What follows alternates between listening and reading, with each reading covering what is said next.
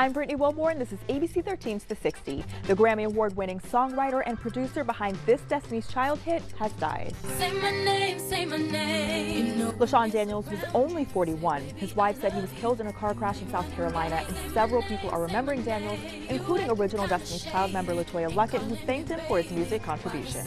Hurricane Dorian devastated the Bahamas, but one Florida farmer is stepping up to help out. He bought 100 generators and shipped them to the islands. The man wanted to remain anonymous, but was seen getting them at a Jacksonville Costco, spending nearly $50,000.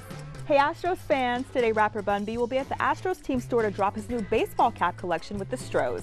Fittingly, only 713, as in 713, will be available of the white, orange, and navy gold bill hats. Bun will be there from 1 to 2 p.m.